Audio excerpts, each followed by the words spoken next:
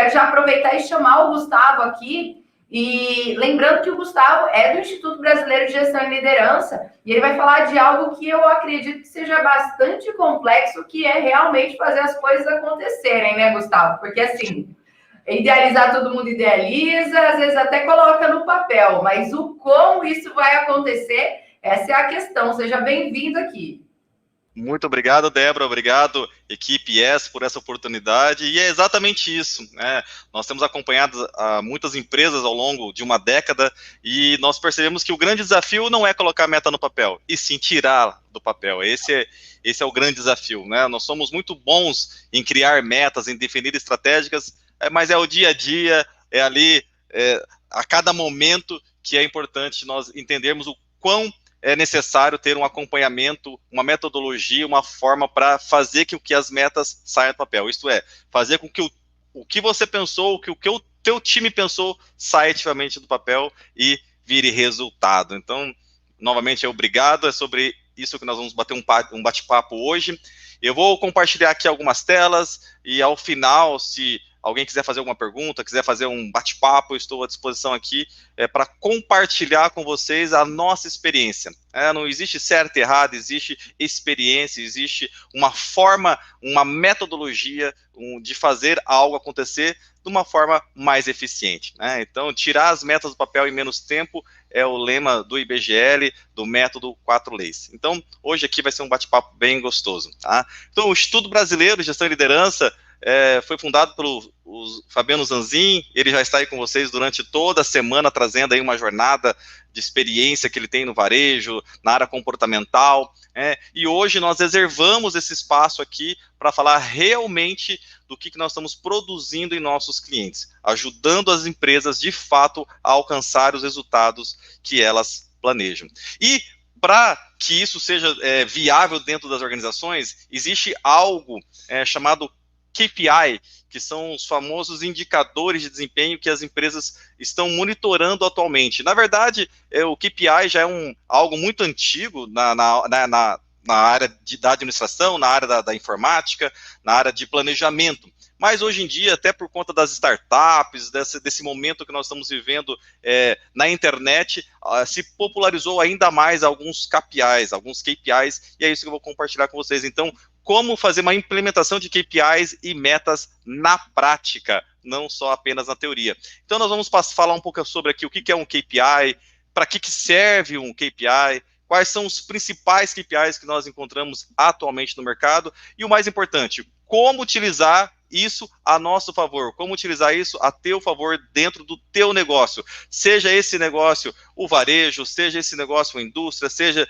esse negócio uma prestação de serviço, não importa, se tem gente lá, com certeza em algum momento tem algum gestor tendo o que nós chamamos aqui de a dor da execução. É você olhar para o teu time e saber que ele poderia produzir muito mais do que ele está produzindo. E por que ele não está produzindo? Muitas vezes é porque realmente a própria empresa, a própria organização não disponibiliza uma forma dele enxergar isso. Tá? Então, é esse bate-papo que nós vamos bater aqui hoje. Então, para começar, o que seria um KPI? Para que serve um KPI?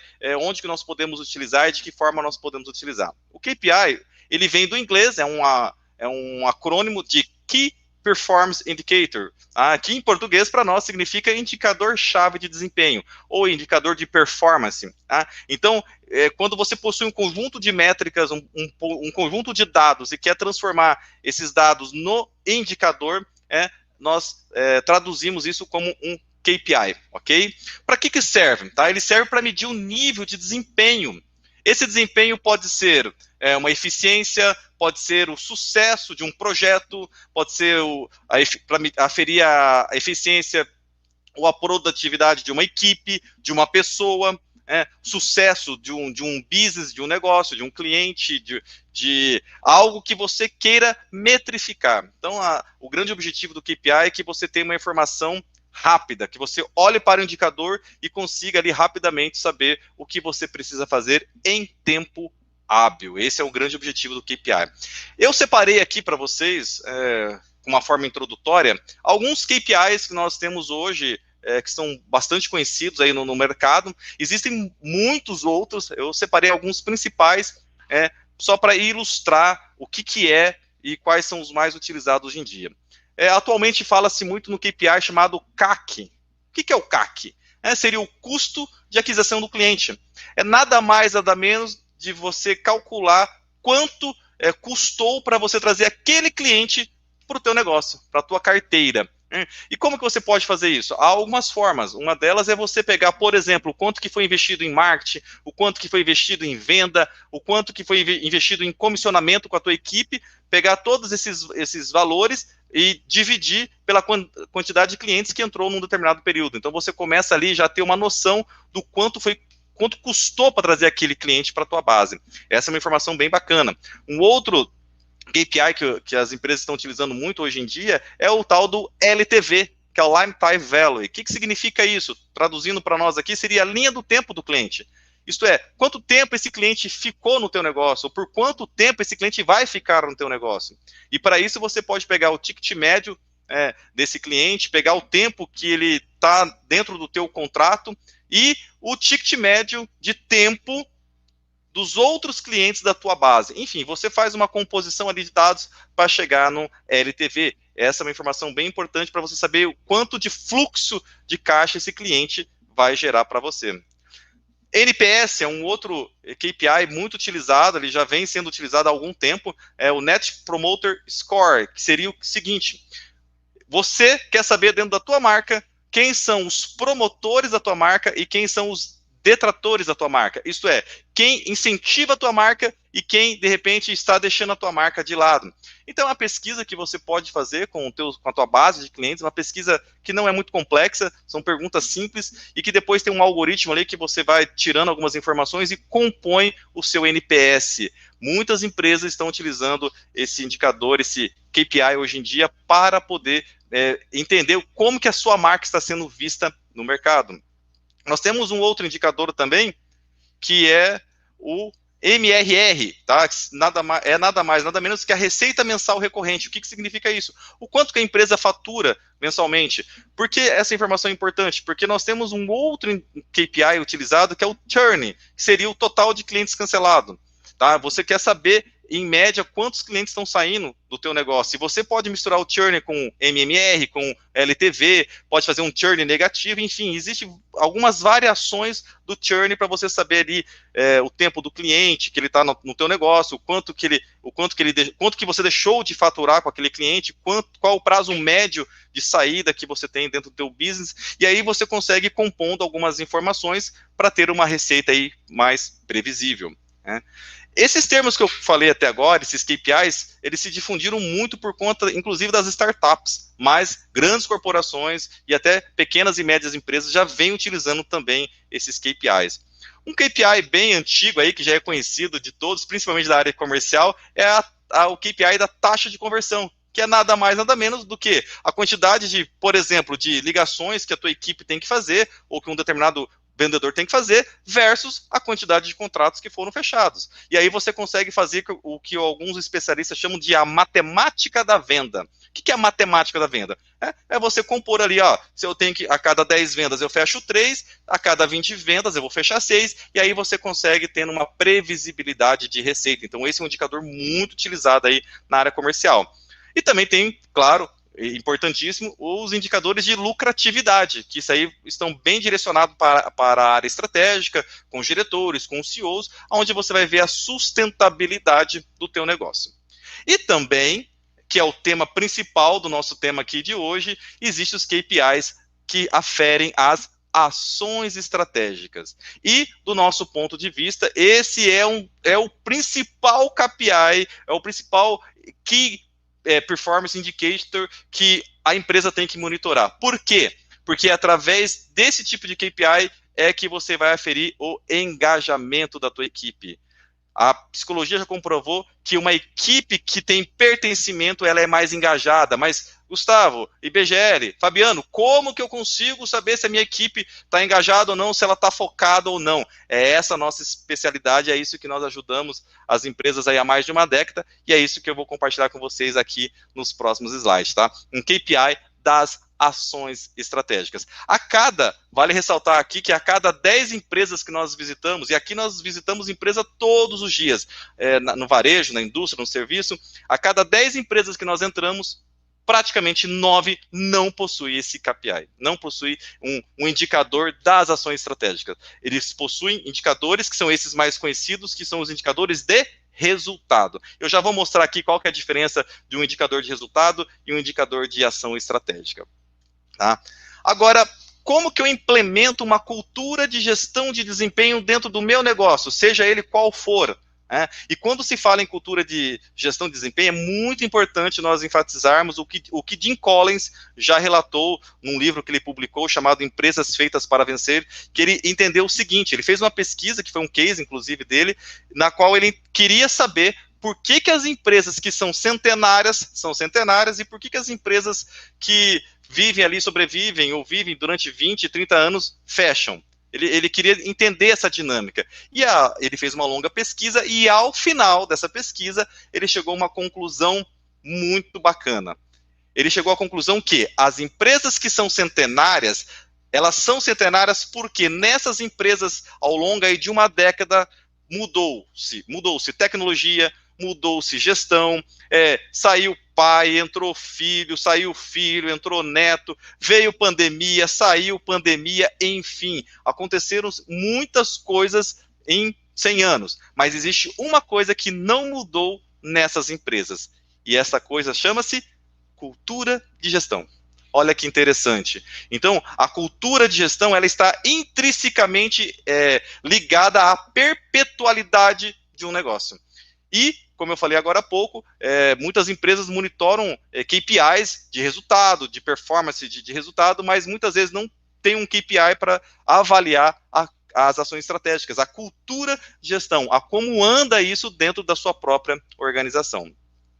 Nós partimos de uma premissa aqui, que não é nem desenvolvida por nós, foi desenvolvida por Rancharan, que também é um outro especialista aí, global na área de planejamento. Ele é autor também de vários livros, assim como Jim Collins, e ele foi coautor de um livro chamado Execução, na qual recomendo leitura, e ele traz ali belas reflexões sobre a experiência dele, sobre a diferença entre você colocar uma meta no papel e tirar, que é um pouco disso que nós estamos falando hoje. Mas Rancharan também trouxe uma grande contribuição para nós.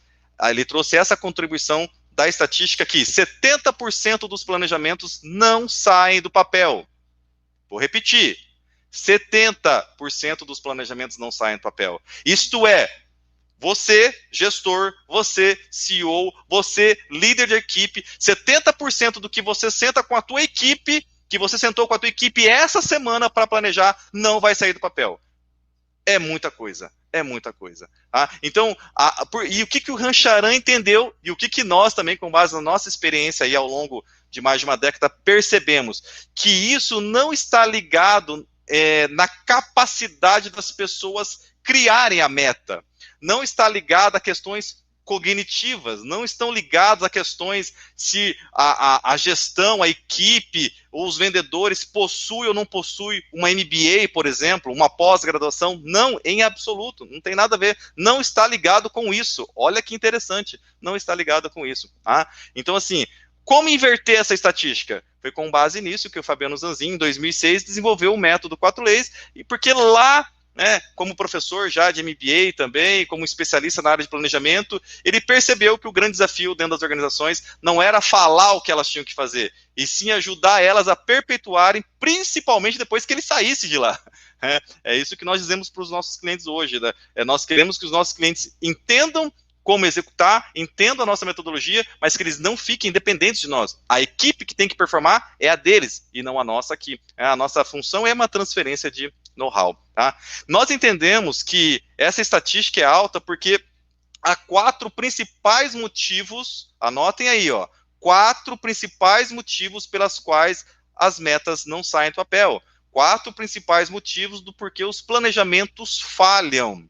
Veja se você se encaixa em algum desses no seu dia a dia. O primeiro motivo é porque há uma falha na construção da meta ou do objetivo.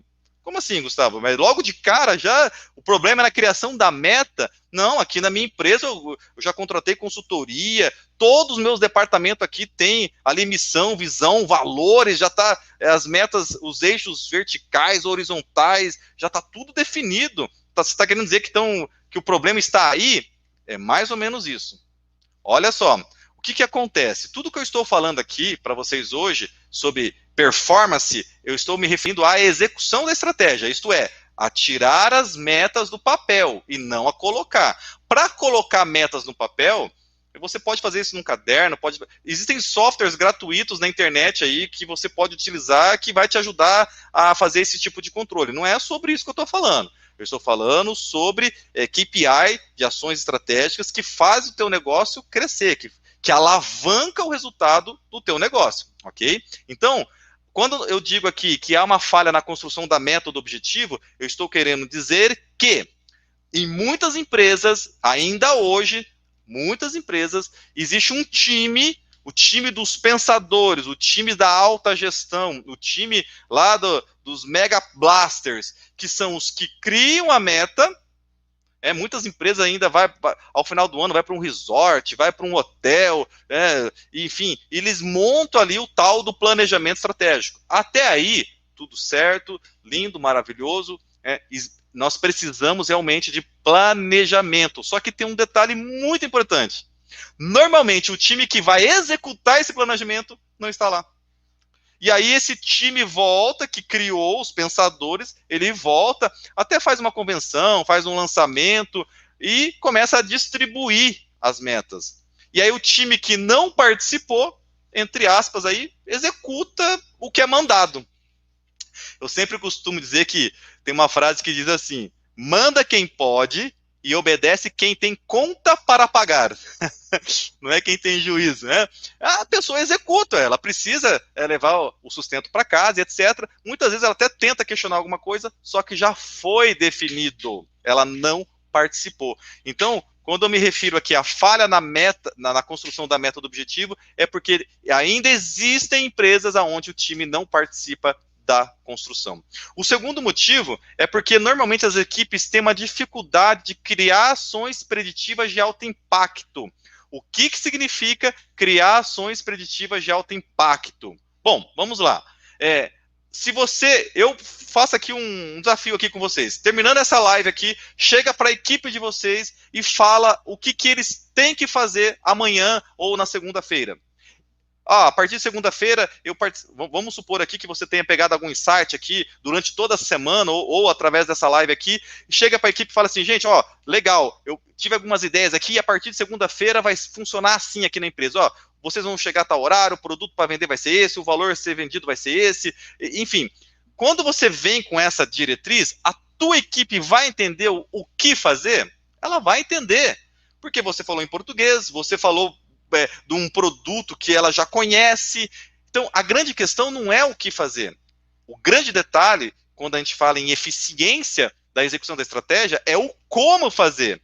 E aqui não é só um trocadilho de palavras, não. A neurociência aqui já comprovou que existe um hiato aqui, existe um abismo entre o que fazer e o como fazer. E por que as pessoas normalmente têm dificuldade em como fazer uma ação estratégica de alto impacto? Justamente porque ela não foi chamada para construção. Ela não foi chamada para ser ouvida. Ela que é a ponta de lança, ela que está atendendo o cliente, ela que está vendendo, ela que está ali transportando. Ela não foi nem ouvida. Ela pega um KPI lá de resultado, que foi aferido pela gestão, e monta-se o planejamento e fala o que ela tem que fazer. Então, as equipes têm uma dificuldade tremenda. E quando eu falo equipe, eu estou aqui falando para você, gestor, ou gestores. Não estou falando só da equipe operacional. Nós encontramos ainda muitas empresas com muitos gestores assumindo ações operacionais achando que é estratégica. O terceiro motivo que nós entendemos aqui do porquê as metas não saem do papel, porque normalmente faltam indicadores de desempenho. Tá? Como assim? Gustavo, na minha empresa aqui, eu tenho um BI aqui, existem vários softwares hoje que traz aí KPIs, dashboards, ok? Existem muitas ferramentas que trazem isso. Só que tem um detalhe. Normalmente, essas ferramentas, esses dashboards, esses KPIs, são de resultado, que era mais ou menos o que eu já falei lá no começo da nossa live. Que são o quê? Relatórios, por exemplo, ou gráficos que mostram o que vendeu, o que faturou, o que produziu, o que atendeu, qual foi o turnover, enfim, são dados, entenda o que eu vou dizer agora aqui, do passado. É aquele dado que você já não mexe, você não consegue alterar mais. Você consegue olhar para ele, fazer uma análise, claro, e depois montar um plano de ação, mas você já não altera mais aquela informação, certo? O que eu estou dizendo aqui que falta, o indicador de desempenho que falta nas organizações é da ação estratégica, é um indicador que aponta não o resultado final, mas o jogo em andamento. Vou dar um exemplo simples. Imagina que você é um técnico de um time de futebol e está com um jogo em andamento. Naquele momento que o jogo está em andamento, você olha para o placar, está lá o tempo do jogo e quanto que está ali para cada time, ok? Beleza? Naquele momento que você olha para o placar, interessa o placar do jogo passado, da semana passada? Naquele momento, não. O placar da semana passada, mesmo que seja recente, já foi. Aquilo ali serve para mostrar quantos pontos você está no campeonato. Agora, o placar que você precisa nesse momento, nesta semana, é da ação estratégica que você ainda pode tirar o teu time, avançar, recuar, fazer alguma coisa para ainda mudar o resultado. Que aquele resultado final, aí sim, vai ser o resultado depois para avaliação de desempenho de resultado. Então, aqui só para diferenciar o que é um indicador de ação estratégica do que é um indicador de desempenho. A cada 10 empresas que nós entramos, 9 não possuem indicadores de desempenho das ações estratégicas, possui apenas de resultado. E o quarto e último motivo é porque normalmente falta cadência de responsabilidade. O que significa isso? Significa o seguinte, tá? Olha só que interessante. Se você chegar, quando vou a alguma empresa, eu gosto de fazer uma pergunta para quem está lá na ponta. Quem que está lá na ponta? É o vendedor, é o atendente, o motorista, enfim, quem realmente joga o jogo. Fazendo analogia novamente com o jogo de futebol, são jogadores. O técnico não joga. Quem joga são os jogadores, tá? Então, eu gosto de chegar para quem está lá na ponta e perguntar assim, vamos supor que seja um vendedor, ok? Hipoteticamente aqui. Fulano, o que você faz aqui no teu dia a dia em prol, olha a pergunta, em prol a meta global da empresa? Muitas vezes ele não sabe responder. Primeiro porque, na grande maioria das vezes, ele nem sabe qual é a meta global da empresa. Se é de um departamento comercial, talvez ele saiba ali a meta do comercial. Ou a meta dele. A meta que ele tem que bater para ganhar a comissão e levar lá comida para dentro de casa. Ok? Agora, a da empresa não. Então, assim, e muitas vezes a própria organização não deu essa informação para ele. E aí, por isso que nós percebemos muitos gestores de RHs, viram para nós aqui, para mim, para o Fabiano, para a nossa equipe, e falam assim, gente, eu não consigo entender, eu já aumentei salário, eu já coloquei PLR, eu já fiz isso, já fiz aquilo, e a equipe não está engajada, a equipe, parece que cada departamento está puxando por um lado, parece que são microempresas. Muitas vezes é porque a própria empresa está proporcionando isso. Se não existe uma meta única, por exemplo, cada departamento vai brigar pelo quê? Pelo teu departamento, pela tua meta. E aí por isso que o comercial muitas vezes não entende com o financeiro, ou a equipe de tecnologia não entende com a equipe comercial, e assim, a equipe de transporte não entende também. Enfim, fica um cabo de guerra entre os departamentos. Por quê? Porque normalmente essas equipes não possuem uma cadência de responsabilidade. Elas sabem só o que elas têm que fazer para o negócio funcionar. O operacional, o estratégico e a cadência de responsabilidade não.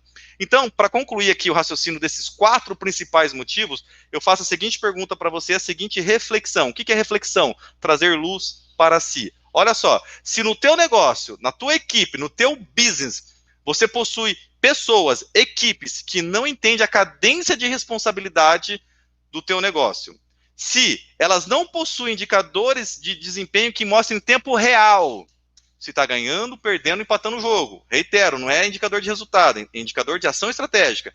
Se ela não possui ações preditivas de alto impacto do como fazer, e não só do que fazer, e elas não foram chamadas para construir a meta, pergunto, qual é a probabilidade dessa equipe se engajar 100% com o teu projeto? É muito baixa.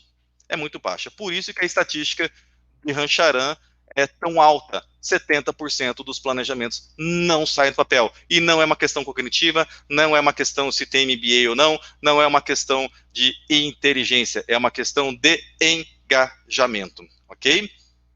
Débora, tudo bem até aqui? Posso continuar? Maravilha. Então, olha só, o que eu trouxe até aqui para vocês?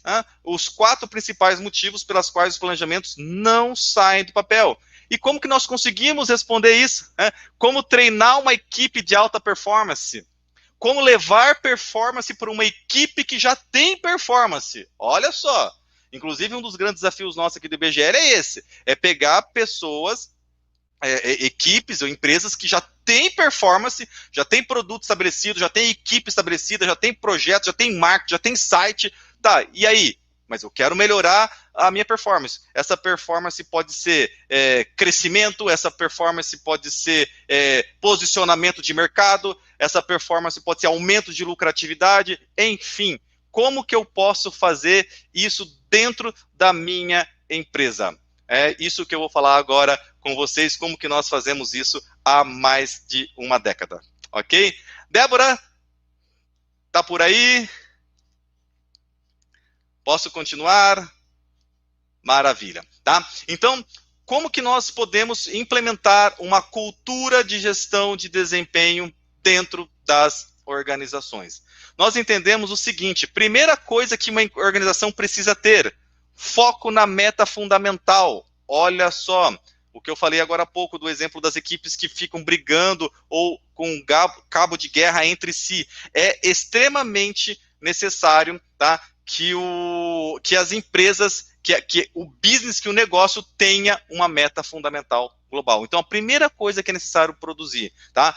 Com os CEOs, principalmente, para onde a tua empresa vai para os próximos, por exemplo, 6 meses, para os próximos 12 meses, é aumentar faturamento, é diminuir a inadimplência, é ganhar mercado, é aumentar a lucratividade, qual é a meta fundamental do teu negócio, tá? É isso que nós, a primeira coisa que nós fazemos quando nós entramos dentro de uma organização. Sabe por que eu estou falando isso? Porque, olha só, anotem essa frase aqui, ó.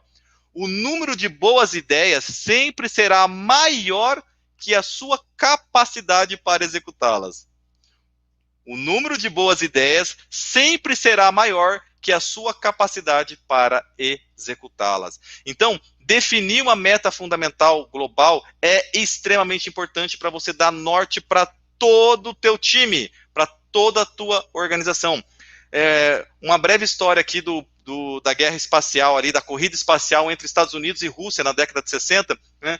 Os Estados Unidos estava em disputa com a Rússia, estava perdendo feio, acredito que você já conheça a história, mas um dia o então presidente Kennedy subiu num palanque e falou assim, ó, a nossa meta fundamental global para os próximos 10 anos é levar o homem à Lua e trazê-lo de volta em segurança, não adiantava levar e deixar lá, ou levar e trazer só os pedaços, levar o homem para a Lua e trazê-lo de volta em segurança em até uma década.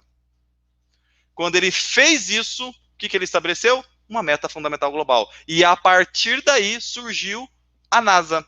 Até então era cada equipe trabalhando de forma isolada, cada um, o pessoal que estava cuidando lá do combustível, tentando desenvolver um combustível, o pessoal que estava cuidando lá da pintura, tentando desenvolver algo de pintura, do estofado, e assim sucessivamente. Cada equipe estava trabalhando isoladamente. Agora, quando ele descobriu a meta, quando ele definiu a meta fundamental global, foi quando surgiu a NASA, e aí sim os Estados Unidos começou a definir ali para onde a empresa queria ir, tá ok? Bom, antes de continuar aqui, eu vou chamar um vídeo, tá, de um case de um cliente nosso, tá, onde nós implantamos a metodologia, e preste atenção ali nas palavras dos gestores, o que eles falam após a implantação da nossa metodologia, ok?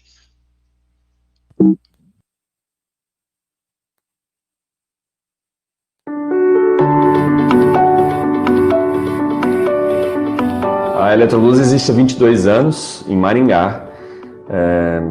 Meu pai chegou aqui em 98, eu comecei a trabalhar com ele uns 6 meses após que ele havia aberto a empresa. O meu pai, ele é do ramo de materiais elétricos já há mais de 40 anos. Ele iniciou vendendo obras de redes elétricas, levando a energia para o campo, por exemplo. Nós temos uma equipe hoje que conta com 372 colaboradores e os maiores desafios eram de traçar os objetivos e cumprir eles, de fato. Onde o método 4 leis mais nos ajudou foi que a gente passou a ter os registros daquilo que a gente fazia ou achava que fazia. E com esses números em mãos, a gente consegue fazer uma gestão mais eficiente e eficaz. A empresa, hoje, ela deixa muito claro questão de números. Ela mostra o quanto temos que vender e isso tem ajudado. Porque antes, somente o departamento de vendas ficava incumbido de correr atrás de números, de vendas e tal. E hoje não, todos os departamentos, eles buscam o mesmo número. O comitê de gestão é uma coisa muito importante, porque antes a gente não tinha esse bate-papo em equipe, entendeu? Toda semana. Como eu faço o trabalho de gerência de todas as lojas, eu não conseguiria juntar todos os gerentes para que eles dessem troca de ideia, falassem algo diferente que poderia agregar para a gente. E agora, com esse comitê, a gente consegue expor tudo isso aí, entendeu? Trocar ideias para ver o que a gente vai fazer na semana, o que foi bom da semana passada. O placar é muito legal, onde desde da nossa faxineira, da limpeza, até nós, gestores, conseguimos de uma forma muito rápida ter acesso a essas informações. Eu digo uma palavra que seria organização. Foi uma forma organizacional que nós encontramos de atingir o nosso objetivo, né? De ter um caminho, um rumo. Essa foi a importância, se organizar.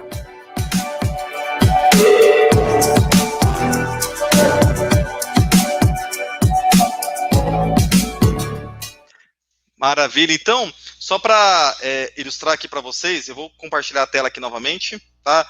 É muito importante que nós saibamos ali qual é a meta fundamental global, tá? Da organização. No segundo momento, quais são as ações estratégicas para fazer essa meta fundamental rodar, e aí nós temos uma forma de fazer isso através da nossa metodologia, engajando a equipe, e depois que as ações estratégicas estão definidas, semanalmente, através de um comitê semanal, as equipes se reúnem através de um formato, através de um aplicativo, através de uma plataforma, para fazer a vetorização com a sua equipe, e dessa forma consegue se manter o jogo vivo, mantendo ali o olhar nas ações estratégicas. Tá? Esses são alguns exemplos de alguns comitês que nós realizamos com os nossos clientes. Essa é a tela da nossa plataforma. Deixo aqui já o meu contato para que vocês possam entrar em contato conosco, comigo, com o Fabiano, ou com algum especialista do IBGL, para nós explicarmos para você, passo a passo, como que nós resolvemos essa questão da implantação da cultura de gestão através de indicadores de desempenho. E eu finalizo aqui com uma frase de Peter Drucker que diz o seguinte: a melhor maneira de você prever o futuro é criá-lo. Então, a partir de hoje, com esse entendimento aqui, com essa semana que nós tivemos aqui, e com esse fechamento hoje dos KPIs, que você possa criar um momento novo dentro da tua empresa, dentro do teu negócio, dentro da tua organização, com foco na cultura de gestão, porque é isso que pode fazer o teu negócio perpetuar pelas gerações. Obrigado pelo tempo que vocês nos disponibilizaram e até a próxima. Débora, temos algumas perguntas? Olá, Gustavo. Tudo bem? Tudo ótimo. Tudo bem? Nós falamos bastante aí das 4 leis no decorrer da semana, o Zanzin trazendo uma construção mesmo sobre a ideia desse novo varejo, né, que as pessoas precisam mentalizar. E aí você vem fechando essa jornada aí com como tirar realmente as metas do papel e essa convergência para que o resultado maior, o resultado macro, seja atingido. Muito obrigada. De nada, eu que agradeço a atenção, essa a nossa contribuição, inclusive, para a nossa sociedade. Se tiver alguém que fez alguma pergunta aí, estou à disposição para responder, tá bom, Débora? Se não, fica o nosso contato aí para nós conversarmos em uma outra oportunidade. Gustavo, nós até tivemos pergunta, mas o nosso tempo está tão justo, porque daqui a pouco a gente tem a nossa mega live. Mas eu agradeço e já quero chamar aqui a sua frase de destaque para o pessoal já preparar o celular. Uma equipe que tem pertencimento é mais engajada. Maravilha. Sem dúvidas. Muito obrigada, Gustavo. Obrigado, até a próxima. Até mais.